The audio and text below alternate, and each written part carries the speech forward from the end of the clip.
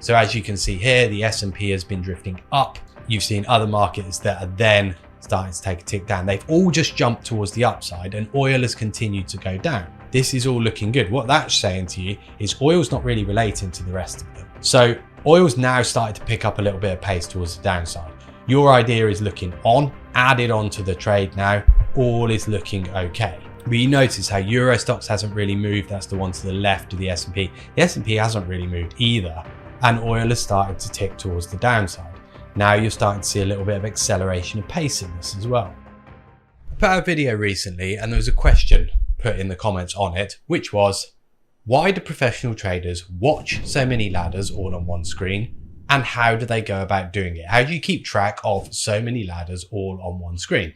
Right, let's answer that one nice and simple, because I think most people focus very much on their charts and they spend a lot of time looking at their charts. Ultimately, you don't need to be doing. So let's start off with a little look at what exactly and how exactly do most professional traders set their screens up. Most traders at Axia have an 8-screen setup. Some may have a couple more screens, but generally you have 8. The key thing here, and most of these screens are interchangeable. So what I've got there is a little image of how you generally set them up. They're interchangeable apart from the ladders screen. So ladders, DOMs, they're front center always. Every trader has the same setup. We could show you multiple different trader setups. They always have the ladders central. Ultimately, this is where you make your decisions. This is where you execute your trades. Everything else is idea generation.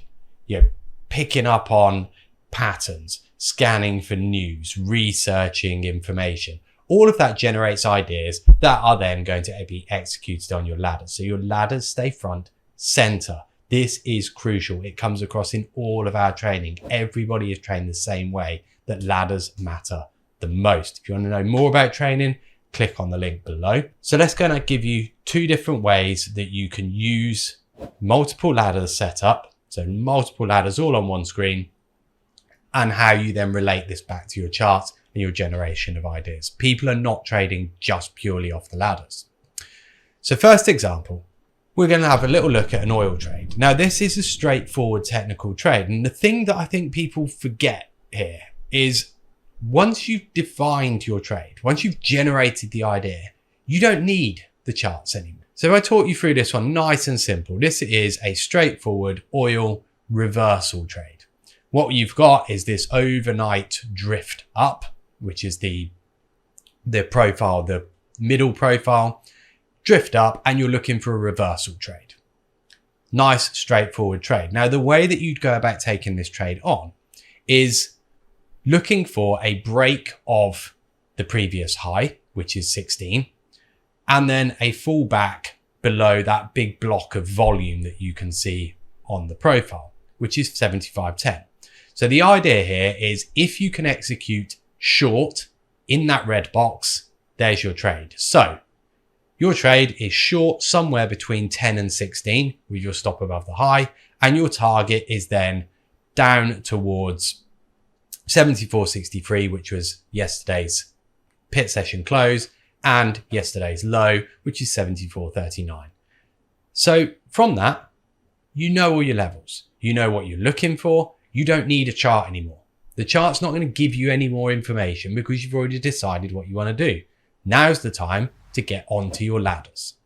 Nice, simple, straightforward. And what you're looking to try and do is play the trade short between 16 and 10, target 64 and 39. You can remember those levels, write them down. You don't need any more information.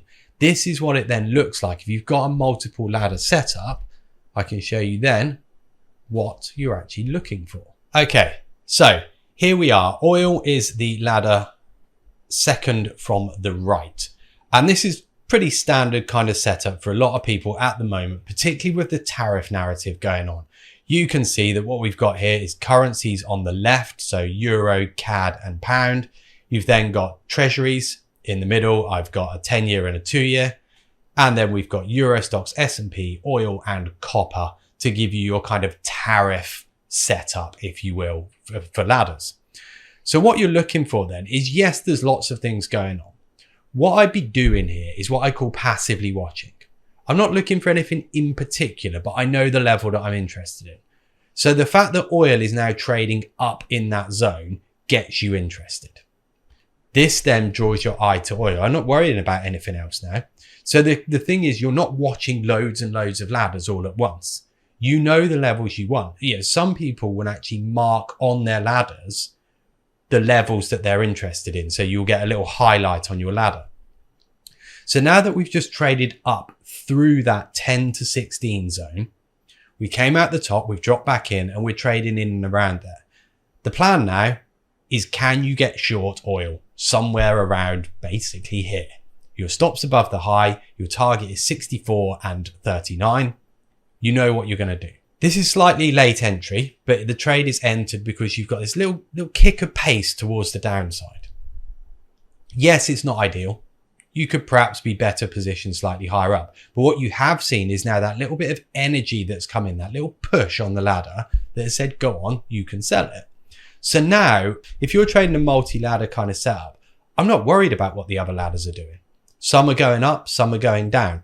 One little tip as well, try not to recenter your ladders. If you look at the white line in the middle of each ladder, that's your recenter line. That's the last time that you recentered your ladder.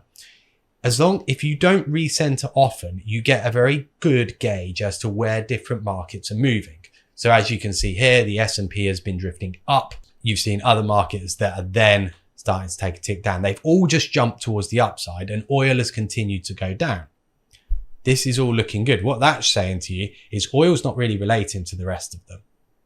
So oil's now started to pick up a little bit of pace towards the downside. Your idea is looking on, add it onto the trade now, all is looking okay. But you notice how Euro stocks hasn't really moved. That's the one to the left of the S&P. The S&P hasn't really moved either. And oil has started to tick towards the downside. Now you're starting to see a little bit of acceleration of pace in this as well.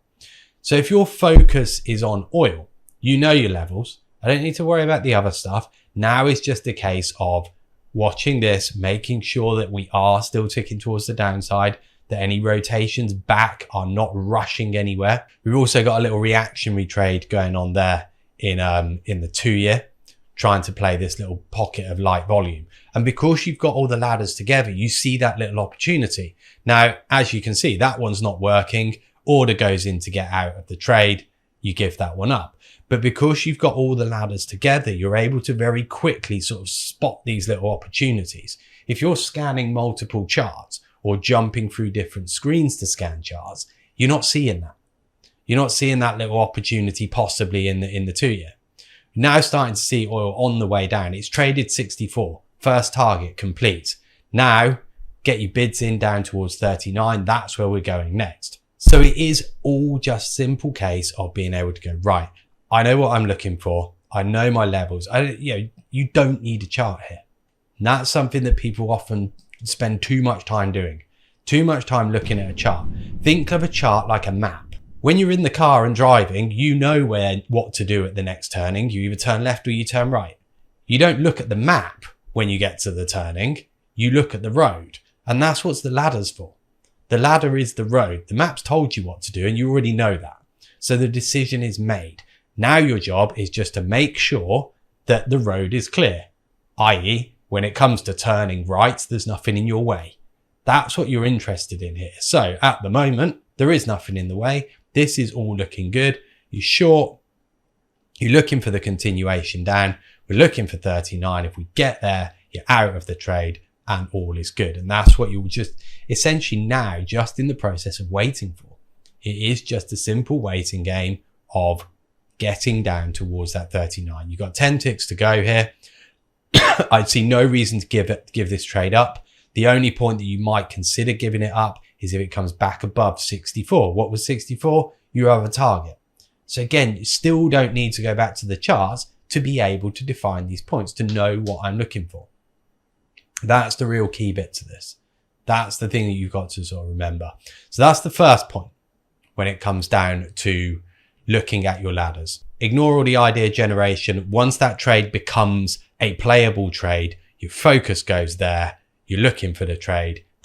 Market gets down to where you're looking for, gets down to your targets, and out you go. Job is done. That's all that you're looking for. Next up, what we're going to go and have a look at is the advantage of having multiple ladders together.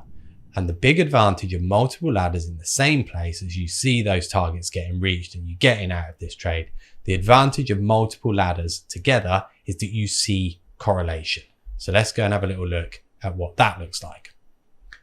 Now, the whole idea of correlation and viewing this from a multiple ladder setup, one of the things I tell people to do is what I call passively watch your ladders. Yes, you can focus on lots and lots of different things, and the price ladder course gives you a lot of information on that. So click on the link if you want more info there. But passively watching is just the job of just watching what's going on. And what you're looking for is the pace of the markets. Now, when something happens, the pace changes. As soon as the pace changes on your ladders, that's the point you go, right, now I need to do something. Something's going on. The next question you ask yourself is what's moving and what does this mean? So different combinations of markets moving tell you about what's actually going on. So what you end up with is a few markets moving. You go, right, that must be a comment on this. It must be a piece of news about this. You then execute accordingly. So this would mean an entry into 1, 2, 3 markets. And the key thing then is monitor correlation.